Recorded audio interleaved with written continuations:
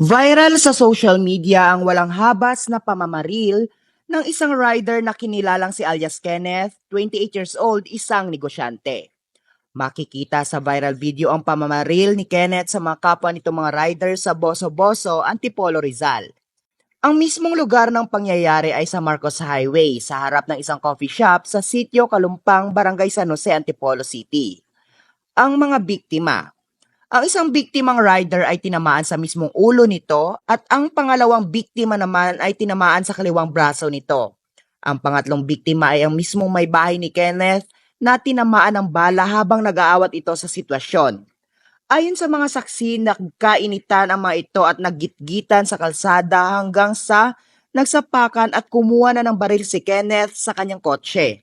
Dito na walang habas na binaril ni Kenneth ang isang rider na makikitang pumapalag pa rin. Matapos magpaulan ng bala si Kenneth ay tila humandusay na rin ang kanyang asawa dahil isa ito sa mga natamaan. Agad niya itong binuhat papasok ng kotse upang dalhin sa malapit na ospital.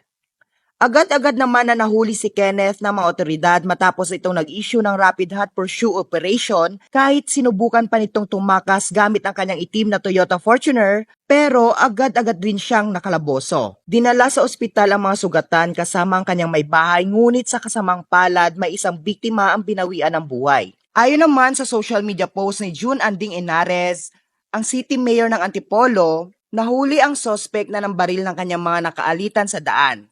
Sa dami ng beses niyang pinaputok ang kanyang baril, pati misis niya ay kanyang tinamaan. Dinala sa ospital ang mga sugatan kasama ang kanyang may bahay.